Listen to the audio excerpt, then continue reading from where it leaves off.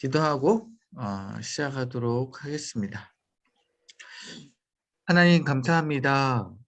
이제 선선한 가을바람이 부는 이 시점에서 아버지 우리 주님의 말씀을 또 사모하게 하시고 오늘 또 요나와 또 호세아와 아모스 이 말씀을 살펴보게 하심을 감사합니다. 아버지 이 세 개의 말씀 아버지 우리 가운데 깊이 새기게 해주시고 하나님께서 요나와 호세아와 아모스에게 주셨던 그 마음이 우리에게도 임하게 하여 주셔서 아버지 온전히 다시 힘을 얻고 다시 결단하며 아버지 일어설 수 있는 우리의 모습 되게 하여 주옵소서. 오늘 오지 못한 우리 집사님들 주님께서 붙들어 주시고 아버지 함께 은혜 받는 아버지 귀한 아버지 시간들 이후의 영상과도 같이 할 수 있도록 주님께서 붙들어 주옵소서. 예수님의 이름으로 간절히 기도합나이다. 아멘. 네, 오늘은 세 개의 말씀을 보려고 합니다. 요나, 호세아, 아모스. 이제 선지서로 우리가 이제 들어갔기 때문에 선지서를 들어가기 전에 우리가 알아야 될 부분들이 선지서는 각자 어떤 북이스라엘인지 남유다인지 각자 이 스피커 역할을 하는 예언의 역할을 하는 대상들이 달랐죠. 혹시 기억나시나요?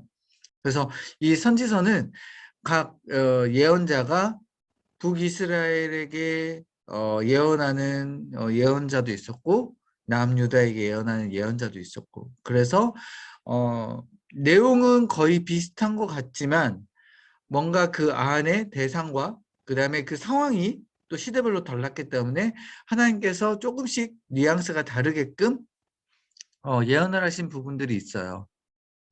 그래서 그 부분들을 여러분들이 기억을 하시고 읽어주시면 되고 왜 이게 중요하냐? 여러분 우리가 그 누구에게 말하느냐 또 어떤 상황에 말하느냐에 따라서 굉장히 말이 좀 달라지잖아요. 사람과의 그 메시지도 마찬가지로 이 하나님도 똑같이 이 선지자들에게도 같은 상황인 것 같지만 대상이 달랐고 상황이 달랐기 때문에 뭔가 메시지들이 조금씩 달랐다라고 여러분들이 이해하시면 될 것 같습니다. 자, 그러면 요나부터 이제 예언서를 우리가 좀 시작을 할게요. 요나 이야기는 아마 대부분 잘 아실 거예요. 요나가 선지자였지만 여러분 요나 하면은 떠오르는 이미지가 어떤 이미지입니까? 불순종하다가 그죠? 결국 마지막까지도 하나님의 그 마음을 제대로 깨닫지 못한 채 어떻게 종료가 됩니까? 하나님의 말씀으로 책망하고 끝나는 그런 요나의 책이에요. 다른 선지자들과는 다르게 요나만큼은요. 선지자의 마음도 하나님께서 돌이키시려고 했던 노력이 그리고 그 메시지가 들어간 책이다라는 겁니다. 그러니까 다른 선지서들은 아까 말씀드렸던 북이스라엘이면은 북이스라엘, 남유다면 남유다. 뭔가 대상에 대해서 바꾸려고 했고요. 그 대상에 주는 그 메시지가 중점적이었다면 여기 요나는요. 물론 니누에라는 뭐 다른 그 이방에 대한 부분도 있지만 그런 그 이방에 대한 대상뿐만 아니라 그 메시지를 전하는 스피커의 역할을 하는 이 선지자의 마음도 하나님께서 돌이키시려고 했고 교훈을 주려고 한 그 두 가지의 교훈이 같이 있는 거예요. 선지자에 대한 교훈도 있고 대상에 대한 교훈도 있고 그게 조금 달라요.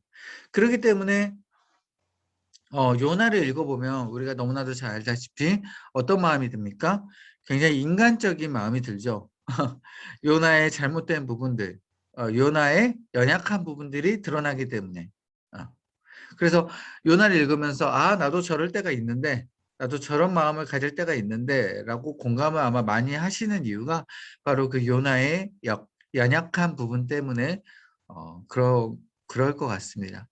그래서 요나를 이제 들어가다 보면 이 요나의 의미가 비둘기예요, 비둘기. 여러분, 비둘기가 어떤 의미가 주로 있죠? 어떤 이미지가 떠오르시죠? 뭐 흰색, 뭐 순백, 정결, 그죠? 그런 이미지가 주로 많이 떠올라요. 근데 방금 이야기했듯이 요나는 어떤 사람이라고 했어요? 어, 그렇게 순결하지 않습니다. 순종적이지 않아요. 하나님의 말씀을 처음부터 잘 따르려고 했던 사람, 선지자는 아니에요. 그죠? 그렇기 때문에 굉장히 아이러니한 이름의 뜻을 가지고 있는 거예요. 반대되는 뜻.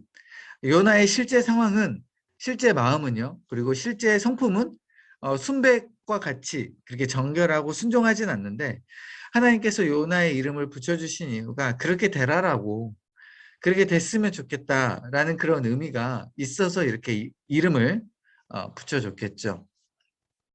어찌됐든 간에 그건 조금 이따 더 살펴보고요. 그럼 주제를 한번 볼게요. 온 우주의 창조주이다. 하나님이. 그러한 하나님이 어떠한 역할이다라는 것을 요나 가운데 있어서는 끊임없이 이야기를 합니다. 왜냐? 요나가 하나님이 온 우주의 주권자이다. 그리고 창조자이다. 그러니까 하나님이 마음대로 하실 분이고 그만큼 주권을 가지고 계신 분이다라는 것을 잘 인식을 못했기 때문이에요. 그러니까 자기 마음대로 니느웨에 가서 복음을 전하라고 했는데 자기 마음대로 다시스로 가버리고 하나님의 그 주권을 인정하지 않는 그 모습이 보여졌다라는 거예요. 우리가 삶을 살다가 보면 하나님이 나를 지으신 것뿐만 아니라 내 남편도 지으시고 내 자녀도 지으시고 또 뭐요? 나의 부모님도 지으시고 그런 거를 인정하다 보면 관계에 있어서도 어떻게 합니까? 내 자녀도 함부로 하지 못해요. 왜? 내 자녀는 하나님이 지으셨기 때문에. 내 남편도요, 뭔가 마음에 안 들고, 뭔가 화가 나고, 내가 막 이야기하려다가도 하나님의 주권을 인정하면요, 내 남편에게 막 이렇게 쏘기보다는 주여 하면서 그냥 입 다물고 하나님 앞에 남편을 올려드리는 기도를 하게 되잖아요. 마찬가지예요. 삶을 살다가 보면 우리가 이 삶의 주권이 과연 누구에게 있느냐. 이 삶을 창조하신 분, 나의 이런 모든 것들, 내 주위에 있는 사람들뿐만 아니라 상황과 환경을 인도하시고 창조하신 분이 바로 누구신가라는 것을 기억할 때에 우리가 하나님 앞에 기도할 수 있고 맡겨드릴 수 있고 우리의 힘으로 막 무엇인가를 이렇게 막 억지로 하려다기보다는 하나님을 바라볼 수 있는 거죠. 마찬가지예요. 요나가 그런 창조주의 하나님, 그 주권을 가지고 있는 하나님을 인정하지 못했다. 그렇기 때문에 온 우주의 창조주이신 하나님을 깨우쳐주는 그런 메시지가 먼저 담겨져 있고요. 이 요나뿐만 아니라 이제 이방인들에게 아까 처음에 말씀드렸듯이 대상이 있다 그랬잖아요. 스피커 누구에게 전하느냐? 그랬을 때 요나 선지자, 이 요나 예언서의 대상자는 바로 이방인이었습니다. 음. 이방인에게 전하는 가장 첫 예언서였어요. 요나가. 그러니까 다른 예언서들도요. 이방인에게 전하는 예언서들이 있죠. 그 예언서들 중에서도 가장 첫 예언서가 바로 요나였어요. 왜 그러냐? 하나님께서는 이방인들에게 먼저 하나님의 복음을 전하기를 이제는 시작을 하셨다라는 거예요. 왜냐? 그 전까지는 이스라엘 백성들에게 가장 물론 지금 예언서 첫 시작이긴 하지만 그 전에 수많은 선지자들과 왕들을 통하여서 이스라엘 백성들에게 계속 끊임없이 이야기를 했죠.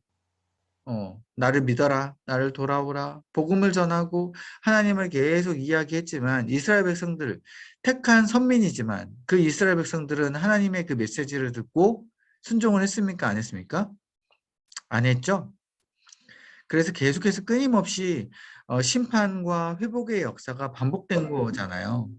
하나님께서 계속 심판시키신 거잖아요. 그러니까 이제는 하나님이 이스라엘 백성들을 이제는 조금 손을 내려놓고 이제는 이방인들에게도 내가 복음을 전해야겠다라는 그 마음이 이제는 드러나게 된 거예요. 그래서 이방인들에게 하나님께서 메시지를 지금 전하신 거고 구원을 하시려고 하는 그러한 하나님의 마음이 담겨져 있다라는 것이죠. 그래서 이 이방인의 대상은 정해져 있어요. 누구냐면 바로 아수르. 아수르라는 그때 당시의 강대국, 당시의 수도였던 니누에에 가서 말씀을 전해라라고 했지만 그 단순히 아수르에게만 해당되는 그 메시지라기보다는 하나님께서 그 아수르에게 전하는 메시지를 통해서 수많은 주변 나라들에게 하나님의 메시지를 알려주고자 했던 그런 마음이 담겨져 있어요. 왜냐? 당시의 아수르, 지금 선지자 설명민 시대를 한번 보시면 당시에 그 북이스라엘 여로보암 2세 때였거든요. 이때는 굉장히 그 영토가 확장되던 시기였고요. 당시에는 아수르란 나라가 이제 막 강대국으로 되던 시기였어요. 그런 아수르에게 하나님께서 먼저 심판의 메시지를 이야기했던 건 뭐냐면 나중에 아수르가 어떻게 돼요? 북이스라엘을 멸망시키죠. 그죠? 그리고 당시에 북이스라엘을 멸망시키고 이후에 많은 수많은 나라들을 점령을 합니다.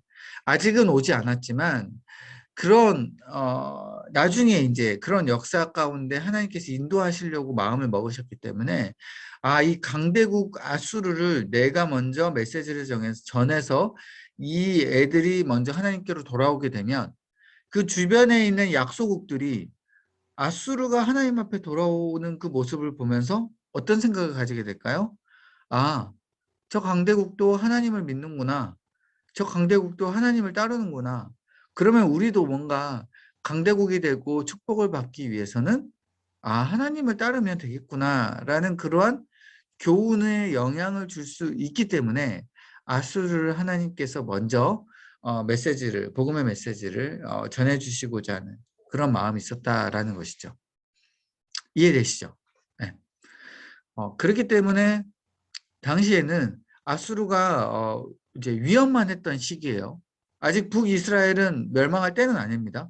물론 이제 멸망할 때가 가까워 오긴 하지만 아수르가 이제 강대국으로 되면서 위협을 가했어요. 그렇기 때문에 이스라엘 백성들 입장에서는 어떻습니까? 불안해 질 수밖에 없는 거죠. 아수르란 나라가 자꾸 우리나라를 쳐들어오려고 막 소시탐탐 노리고 있으니까. 시대로 따지자면 지금 현재 분위기는요. 일제강점기 약 한 10년에서 그 정도 전에 분위기였을 것 같아요. 약 한 1900년부터 1910년 강점기 그 전 약 한 10년 정도가 굉장히 일제가 막 을사조약 등등 막 이런 여러 가지 안 좋은 불리한 조약들을 가지고 우리나라랑 협상을 하려고 하고 막 해외 가운데 일제의 만행을 알리지 못하도록 막 그 압박을 가해 오고요. 그런 상황이지 않습니까? 그러니까 우리나라 백성들은 당시에 굉장히 불안했고 일제라는 나라 가운데 언제 우리나라가 지금 먹힐지 모르겠다라는 그런 생각들을 하고 있었던 그런 분위기가 바로 지금 북이스라엘의 분위기였다라는 거예요. 그러니까 당연히 이스라엘 백성들은 아수르라는 나라를 당연히 좋아했을까요? 당연히 안 좋아했겠죠. 우리나라가 일제를 원수로 생각하는 것처럼 북이스라엘이 아수르를 그렇게 원수같이 생각을 하고 점점 하던 그런 시기였다라는 거예요. 자, 그런 상황에서 여기 보세요. 하나님께서는 오히려 아수르를 향한 사랑의 메시지를 줘버려요. 요나에게. 그러니까 요나는 어떻습니까? 당연히 우리가 이해되죠? 당연히 전하기 싫어하겠죠. 그러죠? 그런 요나의 마음을 우리가 먼저 짚고 들어가야 되고요. 그 다음에 이스라엘 백성들뿐만 아니라 이방 여러 나라도 하나님의 사랑 안에 있을 수 있구나. 하나님이 구원시켜 줄 수 있구나라는 거를 확실히 확인시켜 버립니다. 말했잖아요. 아수르가 강대국이었다고. 점점 강대국이 이제 물론 돼가지만 그런 상황에서 아수르가 하나님 앞에 용서받는 모습을 보면 다른 나라들도 이렇게 하나님 앞에 나아가서 우리도 뭔가 용서를 받아야겠다. 이러한 마음을 먹을 수 있는 그러한 이제 메시지다라는 것이죠. 자, 전체 구성은 총 4장밖에 안 되지만 이러한 메시지가 있다라는 것은 우리에게 굉장히 중요한 부분이에요. 1장, 2장, 3장, 4장 각 장마다 상황이 다릅니다. 1장은 요나가 하나님의 메시지를 듣고요. 도망갑니다. 그죠? 어디로 도망가요? 니느웨가 아닌 다시스, 정반대의 길로 배를 타버리죠. 그래서 이 1장을 보게 되면요. 단순히 그냥 이야기가 아니라 요나의 모습을 보면서 우리가 깨우치는 거예요. 어떤 모습? 내 중심적인 사상에서 하나님 중심적인 사상으로 바꿔야 되겠구나. 왜요? 요나가 다시스로 가는 배를 타고 가자마자 어떠한 일이 벌어집니까? 풍랑이 일어나고요. 배가 뒤집혀질 수밖에 없는 그런 상황이 되잖아요. 그러니까 우리가 삶을 살다 보면 하나님의 메시지를 뭔가 거역할 때가 있어. 여러분도 한 번씩 그럴 때가 있죠? 그럴 때 뭔가 안 좋은 일이 딱 펼쳐지면 여러분 어떻게 생각하세요? 바로 내가 하나님의 명령을 거역했던 것부터 바로 생각이 나죠.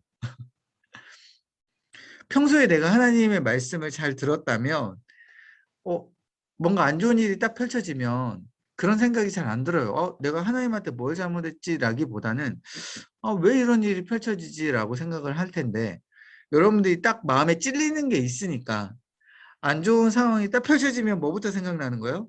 내가 불순종한 것부터 딱 생각이 나서 인과관계로 엮어질 수밖에 없는 거잖아요. 뭐 저만 그러나요? 아니잖아요. 그러잖아요. 그러니까 똑같아요. 요나도 영적으로 깨어 있어가지고 막 풍랑이 일어났을 때 이거는 하나님께서 나에게 뭔가 이 메시지를 주려고 잘못을 깨닫게 하시려고 준 겁니다. 라고 뭔가 요나가 굉장히 영적으로 뛰어나서 그렇게 말을 한 게 아니라 그 인간 안에 있는 그 양심의 찔림으로 통하여서 그냥 요나가 알게 된 거예요. 그래서 그 선원들에게 고백하잖아요. 지금 여러분들의 잘못이 아닌 내가 믿고 있는 하나님의 내가 말씀을 잘 듣지 않았기 때문에 이런 풍랑을 준 겁니다. 라고 선원들한테 고백을 했잖아요. 그런 부분이 이제 있는 거예요. 그러니까 결국 내가 하나님의 말씀을 듣지 않았을 때 결국은 나의 모든 삶의 방향성이 하나님으로부터 하나님으로 다시 돌아와야 된다라는 그런 수많은 그런 상황과 환경들이 분명히 우리에게 다가온다. 그리고 우리가 그런 환경들 가운데 빨리 하나님의 중심으로 다시 바꿔줘야 된다라는 것을 이 요나의 일장의 모습을 보면서 우리가 깨달을 수 있죠. 그리고 두 번째는 아까 처음에 이제 고백했죠. 하나님이 어떠하신 분인가, 우주를 통치하시고 어떠한 주권을 가지고 계신가를 하나님께서는 깨우쳐 주는 거예요. 야, 요나, 지금 시건방 떨지 마라. 너가 지금 선지자면 선지자지. 감히 나의 말을 지금 거역해? 내가 지금 어떠한 분인지를 몰라?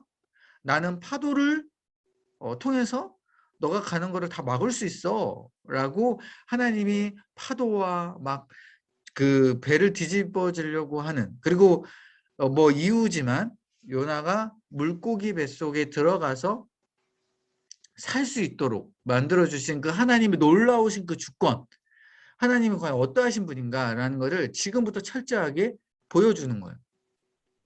그래서 1장은 이렇게 두 가지가 요나에게는 깨달음이 되는 거고 우리에게도 깨달음이 되는 것이죠. 이게 이제 1장이고요. 2장에 들어가면요. 이제 요나가 감사 기도를 하면서 이제 회개를 하게 되죠. 음.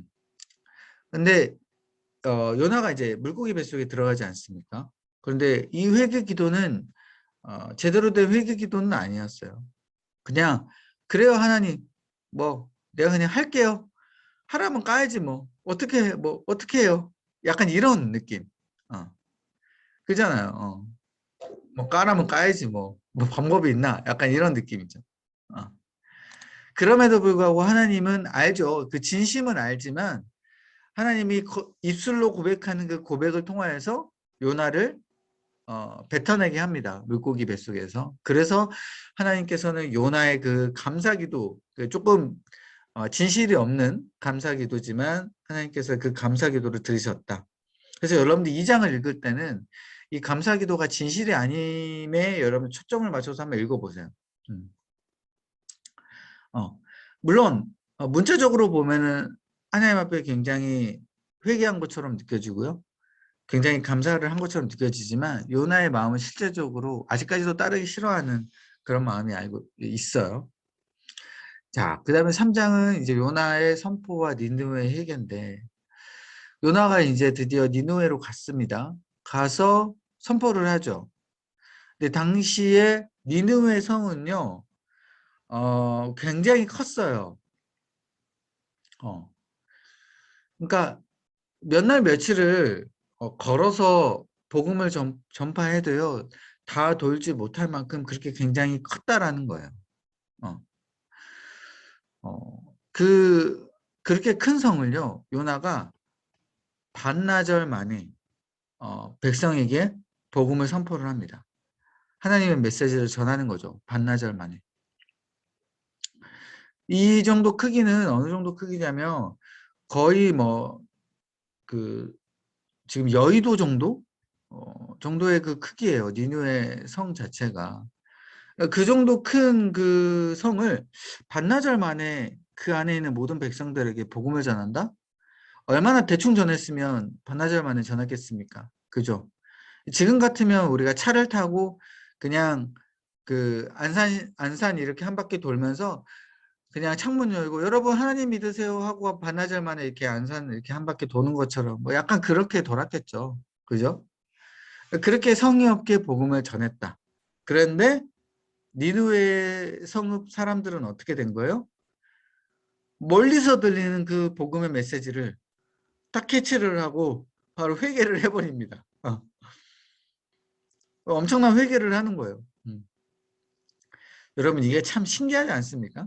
저는 요나를 읽으면요. 요나보다요. 이 니느웨 백성들이 난 더 신기해요. 요나는 그냥 나와 같아서 그냥 동질감이 느껴질 뿐인 거지. 뭐 별로 이렇게 신기한 게 별로 없는 거고 저는 니느웨 백성들이 신기해요. 왜냐면 지금 상황에서 생각을 해보세요. 여러분들 지금 나가서 밖에서 노방전도를 하는데 노방전도 하면서 그래도 나름 물론 물티슈도 나눠주고 성의 있게 복음을 전하지 않습니까? 근데 이렇게 회개하면서 돌아오는 사람이 여러분 있습니까? 없잖아요. 니느웨 백성들은 그렇게 회개하면서 확 돌아온 거예요. 저는 이게 더 신기하더라고요. 그만큼 하나님의 역사하심이 컸다. 어. 이거는 요나가 했다기보다는 하나님이 했다라는 것으로 우리는 고백을 할 수밖에 없죠. 자, 결국 요나가 이 3장 가운데 어떤 마음을 깨달았을까요? 아, 하나님께서는 결국 니느웨 백성들을 사랑하시는구나. 그것을 눈으로 확인하는 장면이었다라는 거예요. 그러니까 확인이에요, 확인. 그 앞에서는 확인은 아니고요. 심증이 있었어요. 그러니까 물증은 없었고 심증만 있었어요. 어떤 심증? 아, 하나님께서 혹시나 니느웨 백성들을 사랑하시는 것 같아. 아, 조금이나마 사랑하는 그 마음이 있으면 안 되는데, 아, 이거를 내가 보면 안 되는데, 아, 왠지 불안한데, 그러니까 안전한 거예요, 요나가. 전하기 싫었던 거예요. 이게 지금 무슨 마음인지 알겠어요? 그러니까 뭔가 하나님이 니느웨 백성들을 사랑하시는 것 같다라는 굉장한 그 마음에 크게 오는 거예요, 요나 가운데. 그러니까 요나가 전하면 안 되겠다라고 계속 뻐겼던 거죠. 왜냐하면 전하면 이 니느웨 백성들이 하나님의 그 사랑의 마음을 느끼고 돌아올 것 같으니까. 그런데 하나님께서 만약에 이 니느웨 백성들을 정말 심판하시고자 그리고 사랑하신다라는 마음에 사랑하시지 않는다라는 그 마음에 그 확신이 있었다면 요나는 바로 그냥 니느웨에 가서 여러분 하나님이 사랑하십니다라고 확실하게 전파했을 거예요.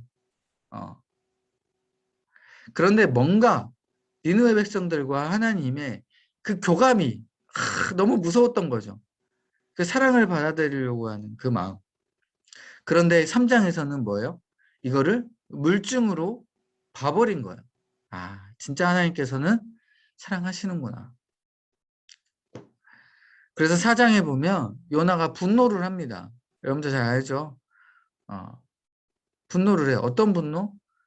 이제 뭐 하나님이 이렇게 하실 줄 알았습니다 하면서 분노하고 그 박넝쿨이 이제 나오게 되는데 그 박넝쿨이 어떻게 합니까? 요나에게 햇볕을 가려주고 굉장히 쉴 공간을 주죠. 요나가 박넝쿨을 씨앗을 심은 것도 아니고 물도 주지 않았는데 박넝쿨이 갑자기 자라나서 요나에게 햇볕을 가려주고요. 쉬는 공간을 마련해 줍니다. 왜 하나님께서 이렇게 박넝쿨을 마련하셨냐? 니느웨 백성들에 대한 마음을 알려주시기 위해서. 그래서 어떤 마음이에요? 요나, 너가 니느웨 백성들에게 어디 떡이라도 하나 줘봤냐? 그죠? 물이라도 하나 줘봤냐? 거기에는 수많은 사람들이 몇십만 명이 있다. 근데 나는 그들을 태어나기 전부터 인도해 왔고 그 가축들까지도 내가 아꼈다라는 것을 알려주시고자 한 거죠. 요나가 박넝쿨을 심지도 않고 물도 주지 않았는데 박넝쿨에게 마음을 주고 아낀 그런 마음이 있는 것처럼 하나님은 이 니느웨 백성들에게 그 전부터 아낀 마음으로 이렇게 돌봐왔다라는 것을 보여주시고자 박넝쿨을 매개체로 삼아 주셨다라는 그 마음을 보여줬고요. 그러니까 요나가 이게 사장밖에 되진 않지만 굉장한 메시지들이 있는 거예요. 요나에게 주는 메시지, 니느웨 백성들에게 주는 메시지, 또 열방에게 주는 메시지, 또 하나님의 그 마음. 이런 여러 가지 메시지들을 여러분들이 기억하시고 읽으시면 새롭게 또 느껴지실 거예요. 이해되시죠? 네. 그 다음에 호세아입니다. 호세아는 구원이라는 의미를 가지고 있죠. 구원. 호세아를 통하여서 하나님이 꼭 구원하시고자 하는 마음이 있다라는 것을 보여줍니다. 그래서 호세아는 아까 요나와는 다르게 이름하고 행동이 너무나도 비슷하게 행동을 했어요. 하나님께서 구원하시고자 하는 그 마음을 호세아가 잘 알고 그대로 순종하고 행동한 거죠. 자, 주제를 보시면 하나님과 북이스라엘 백성, 대상이 누구예요? 이번에도 북이스라엘 백성이에요. 지금 오늘 세 개의 예언서는 모두 북이스라엘 백성에게 주는 그런 마음입니다. 그러니까 요나는 대상이 이방인이긴 하지만 요나 자체 출신이 북이스라엘 선지자 출신이에요. 그거를 알고 보시면 되겠고요. 자, 호세아는 이제 대상 자체는 북이스라엘이다. 그래서 북이스라엘이 얼마만큼 하나님의 말씀을 따르지 않고요. 하나님을 그 마음을 아프게 했는지를 알려주는 거예요. 그런데 이 북이스라엘과 하나님과의 관계가 나와 있어요. 어떠한 관계로 이야기를 하냐? 바로 결혼 생활. 하나님과 북이스라엘이 결혼을 했다라는 거예요. 결혼 관계. 그런데 북이스라엘이 이방신을 섬기고 하나님을 따르지 않게 됨을 통하여서 어떻게 된 거예요? 결혼 생활이 파탄이 났다라는 것을 알려준 겁니다. 우리도 그렇잖아요. 부부끼리 남편이 바람을 피고 아내가 바람을 피면 한쪽만 바람을 펴도 어떻습니까? 결혼 생활이 파탄 나는 것처럼 마찬가지예요. 북이스라엘과 하나님과의 관계가 결혼 생활이다. 그런데 북이스라엘 백성이 지금 불륜을 저질렀다. 그 저지른 마음을, 불륜 저지른 그 아픈 마음을 호세아에게 그대로 알려주는 겁니다. 야, 호세아야, 너가 얼마만큼 내 마음이 아픈지 너가 좀 알았으면 좋겠다. 그래서 너가 이 아픈 마음을 이스라엘 백성들에게 알려줘라. 라고 해서 그 하나님의 쓰디쓴 그 마음, 아픈 마음을 지금 알게끔 하는 거예요. 어떻게 그 알게끔 할까요? 똑같이 호세아도 경험을 하면 되는 거예요. 호세아도 똑같이 바람을 당해봐야 하나님의 마음을 알겠죠.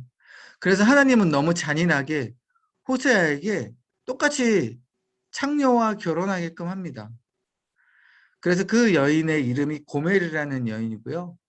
이 창녀와 결혼을 하게 됨을 통하여서 호세아가 계속해서 마음이 아파하죠. 근데 보세요. 어떤 상황이 벌어집니까? 이 고멜이라는 여자랑 결혼을 했는데 이 여인이 창녀였잖아요. 그런데 고멜이라는 여자가 또 결혼을 했음에도 불구하고요. 이제 결혼을 하면 이제 더 이상 남편만 사랑하고 창녀 그 일을 하면 안 되는데 어떻습니까? 그대로 결혼을 했음에도 불구하고요. 고멜이 도망을 가요. 그대로 창녀 일을 또 하는 거예요. 그런데 이제 한 번 상처를 받았으면 하나님께서 호세아에게 이제 그래 알겠냐? 라고 말하고 이제 뭐 이야기를 끝냈으면 되는데 한 번이 아니죠. 몇 번을 해요? 3번을 다시 고멜이라는 여인을 데려와라 그래요. 그래서 도망갔음에도 불구하고 다시 잡아와요. 잡아와서 다시 결혼 생활을 이어갑니다. 너 사랑해라. 고멜이라는 여자를 사랑해라 그래요. 또 도망가요. 또 다시 잡아와서 사랑해라 그래요. 여러분 왜 3번이나 이렇게 했을까? 바로 북이스라엘이 그렇기 때문이에요. 하나님께서 북이스라엘을 한 번도 아니고 몇 번씩이나 용서를 하고 북이스라엘을 사랑하지 않습니까? 그런 상처된 하나님의 마음을 이 호세아가 알 수 있도록 하나님께서 이야기를 한 거죠. 그래서 다시 한번 이 앞에 선지자 설명을 보게 되면요. 이때는 이사야 때 동시대 인물이었어요. 이 호세아는. 그때 당시에 북이스라엘을 통치한 여로보암 2세 때부터 마지막 왕 호세아 왕까지 쭉 살았던 인물입니다. 이때 당시에는 아수르가 굉장히 강대국이었죠. 그러니까 요나보다는 뒤에였어요. 그렇기 때문에 아수르가 이제 최강대국, 그 다음에 이제 결국은 곧 있으면 이제 북이스라엘이 멸망당하던 그 상황에서 하나님이 왜 고멜이라는 여인을 통해서 이렇게 하나님의 마음을 알게끔 했냐? 더 이상 어떻게 되는 거예요? 버티기 어렵다. 3번이나 참았잖아요, 이제 호세아가.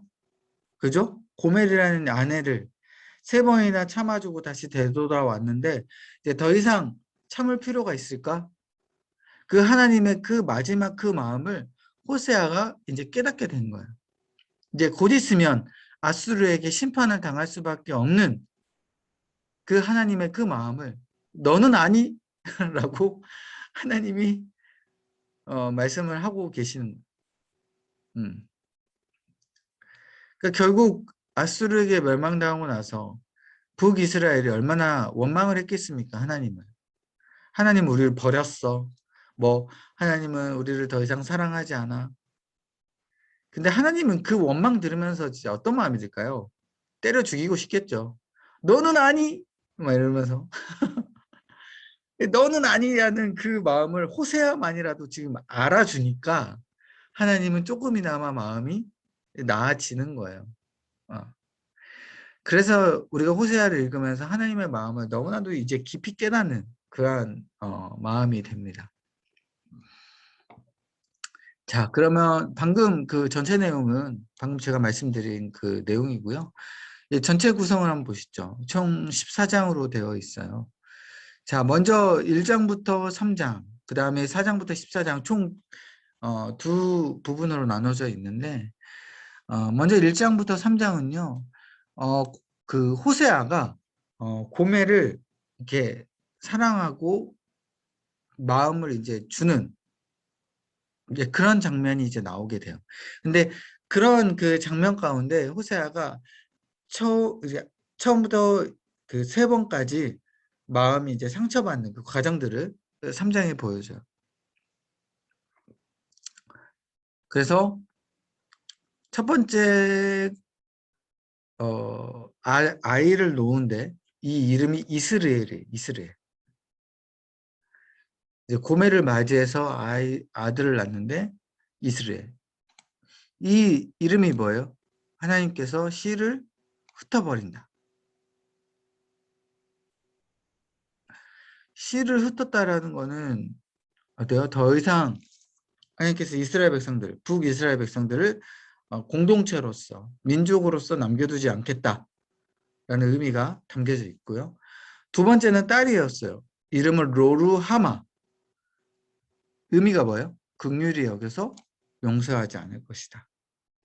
내가 더 이상 참지 않을 것이다. 보여주고요.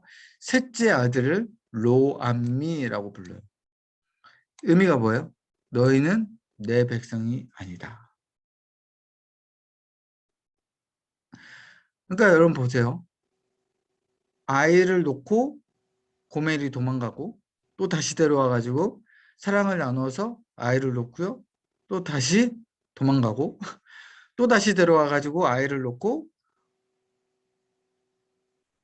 도망가고 이게 세 번이나 되잖아요. 그리고 아이 이름을 그때마다 뭐라고 지어요? 하나님께서 씨를 흩어버리고 용서하지 않고 너희는 더 이상 내 백성이 아니다 라고 짓는 그 호세아의 마음, 그 상처되는 그 호세아의 그 과정에 대한 마음을 여러분 우리가 조금 느껴지십니까? 여러분 지금 뭐 아이 지금 있으시잖아요. 물론 안 계시는 분 없은 분도 계시지만 지금 아이를 하나님께서 씨를 흩어버리신다라고 여러분 한번 지어보세요. 이스라엘. 그 아이가 얼마나 상처되겠습니까, 여러분? 그죠? 예를 들어 제 첫째 아이가 지금 주아잖아요. 주아를 이스라엘로 지어. 어. 그 의미를 알아.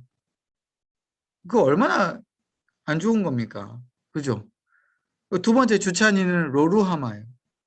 긍휼히 여기서 용서하지 않겠다. 주찬이 이름을 내가 그렇게 지어요. 이거 뭐 말이 안 되는 거잖아요. 그 가정은 그만큼 상처 덩어리일 수밖에 없는 거예요. 하나님이 그만큼 마음이 너덜너덜해졌다라는 거를 실질적으로 호세아가 경험을 하는 겁니다. 그 다음 4장부터 14장은요. 이런 상황 가운데 이제 하나님의 마음이 어떤지를 정확하게 이제 말씀을 통해서 이제 이야기해 주고 있어요. 3장까지는 경험을 해서 호세아가 알았다면 4장부터는 이제 하나님께서 직접적으로 말을 하면서 내 마음이 어떻다라는 것을 보여주는 것이죠. 중요한 건 이스라엘의 모습을 이야기해주고 또 이 이스라엘 백성들이 왜 이렇게 됐는지를 자 보시게 되면 하나님을 아는 지식 이게 말씀이에요. 이제까지 하나님은 이스라엘 백성들에게 말씀을 수도 없이 했습니다. 너희들 하나님을 잘 따라라.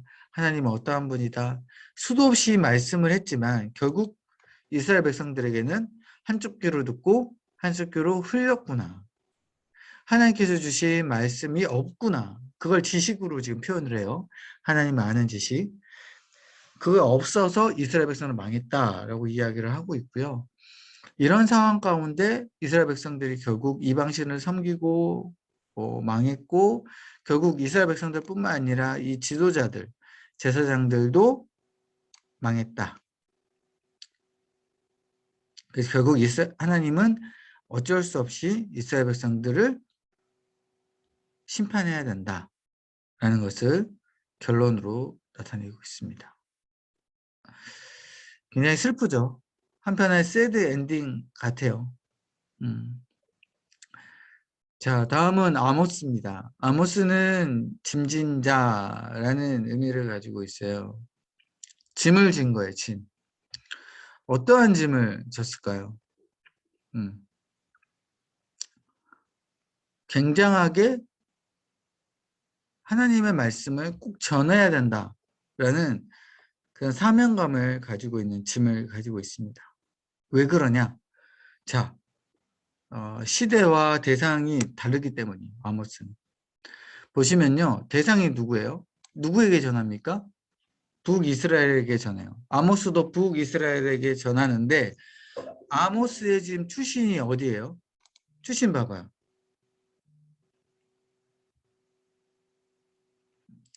남유다죠. 남유다. 남유다 출신인데 북이스라엘에게 지금 메시지를 전하는 거예요. 하나님께서 얼마나 북이스라엘에게 실망을 했고 또 선지자가 없으면 이렇게 남유다 출신 선지자를 택해가지고 북이스라엘에게 메시지를 전할까.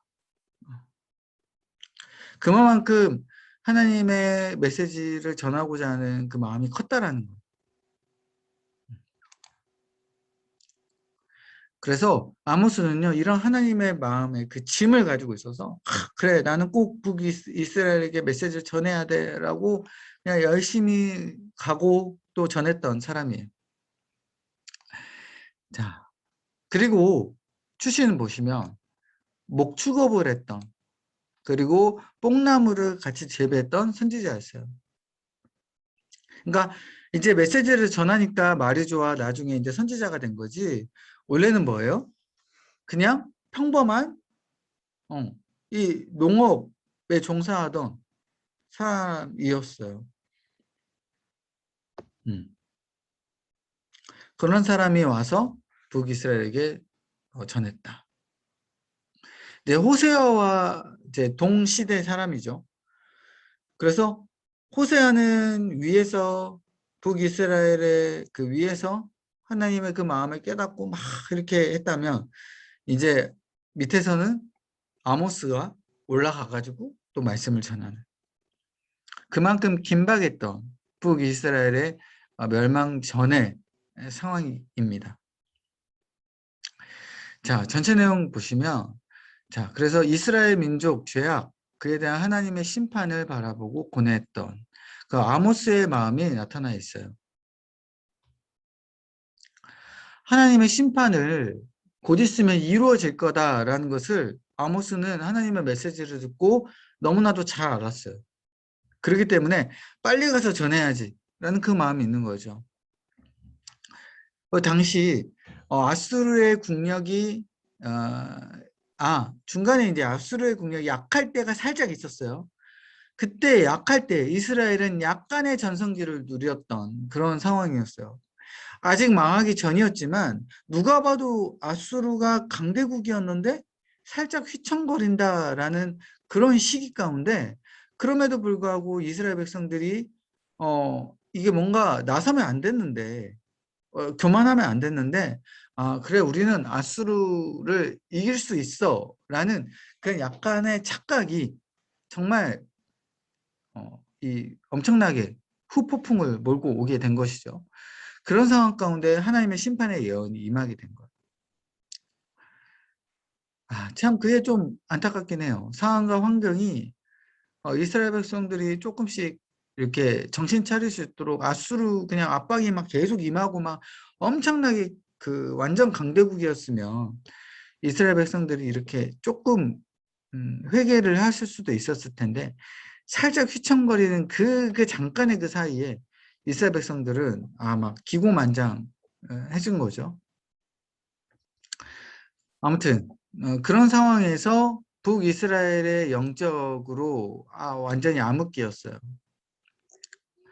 그런 상황 가운데 천미 출신 이 아모스에게 하나님의 예언이 임했고 하나님의 역사하심이 어떠하신지를 지금 북이스라엘에게 보여주게 된 거죠. 북이스라엘은 나름 국력이 조금 강성할 때 나름 그래도 잘 나갔을 때 그때 너희들 교만하면 안 된다. 이런 것들을 하나님께서 보여주게 된 겁니다. 자, 이런 상황에서 전체 구성이 총 9장이 있어요. 9장인데 총 이제 세 부분이죠. 1장부터 2장. 앞부분은 8개국 나라에 대한 하나님의 경고로 시작이 돼요. 꼭 북이스라엘에 대한 그 대상으로만 먼저 시작한 게 아니라 다른 이방 8개국 그 나라에 대해서 하나님께서는 심판을 내리십니다. 왜냐? 아까 얘기했죠. 아수르에게도 경고를 했지만 그 주변 나라들도 마찬가지로 하나님의 마음을 알고 와야 됐기 때문이에요. 그래서 다메섹, 가사, 두로, 에돔, 암몬, 요압, 모압, 유다, 이건 남유다예요. 남유다에게까지도 하나님께서 같이 경고를 하시고요. 3장부터 6장까지는 이제 오직 북이스라엘에 대한 경고. 그래서 아모스가 어떻게 경고를 하냐면 올라가가지고 그냥 여러분 하나님 믿으세요 라고 전한 것이 아니라 설교를 해요. 설교. 3편의 설교. 그래서 3장 한 편 설교, 4장 한 편 설교, 5, 6장에 한 편 설교. 그래서 총 3번의 설교인데요. 첫 번째 설교의 의미는 뭐냐면 자신의 정당성. 그러니까 아모스가 왜 지금 북이스라엘까지 올라와서 내가 하나님을 이렇게 심판을 하나님의 심판을 전하는지에 대해서 그 정당성을 지금 설교를 말을 해주고 있어요. 여러분 그러잖아요. 예를 들어 다른 목사님이 우리 교회 와가지고 예를 들어 막 심판을 전하려고 해요. 여러분 안산제일교회 그러면 안 됩니다. 안산제일교회 이제 망하기 직전입니다. 라고 다른 교회의 목사님이 와서 그렇게 이야기해 본다고 설교를 하신다고 생각을 해보세요. 여러분 별로 이렇게 마음이 좋지 않죠. 그리고 도대체 저 목사님 뭔데 와가지고 지금 그러냐 라고 할 수 있잖아요. 당신이 뭔데. 근데 목사님이니까 뭐 말은 안 할 수 있겠지만 아모스는 천민 출신이에요.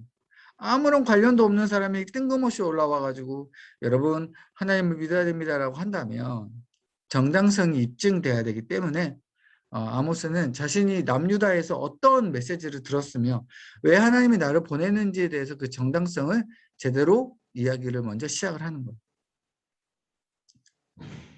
그래서 정당성을 입증하면서 무엇을 근거로 드냐? 애굽 사람들을 보라는 야, 애굽 사람들이 지금 당시 애굽 사람들이 많이 심판을 당했거든요. 하나님께서 아수르를 통하여서 애굽을 쳐들어가게끔 하고 애굽이 이방신을 많이 섬겼기 때문에 그렇게 망가진 그 모습을 한번 보라라는 것이죠.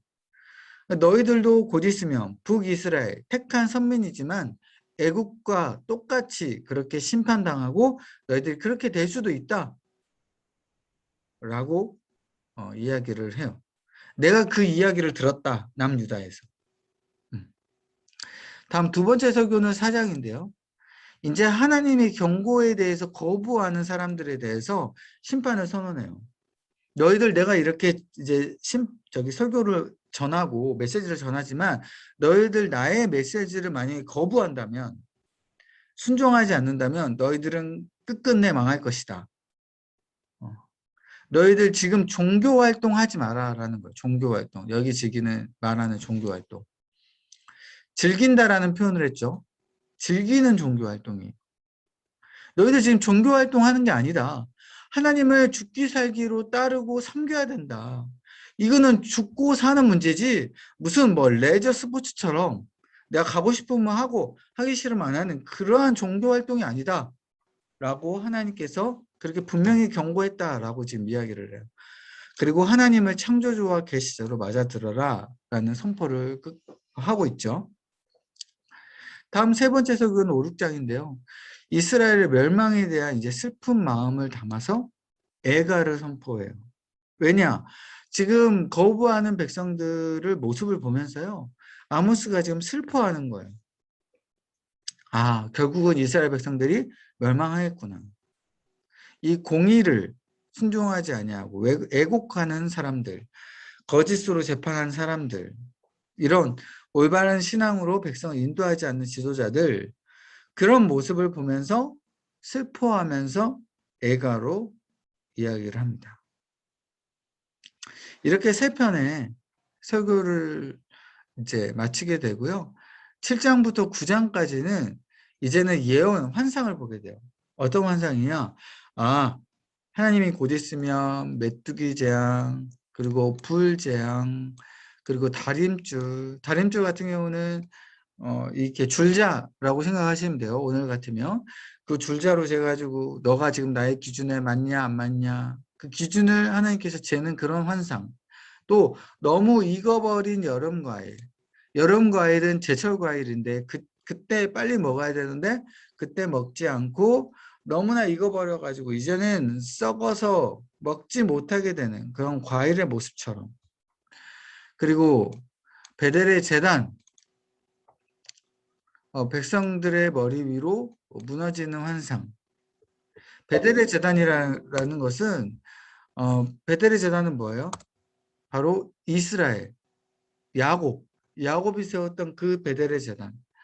하나님 이곳 가운데 다시 돌아오게 하면 하나님을 섬기고 따르겠습니다. 그 약조가 있었던 그 제단이 이스라엘 백성들에게 무너지면서 이제는 완전히 약조가 끊어져 버리고 이제는 하나님의 심판만 임한다.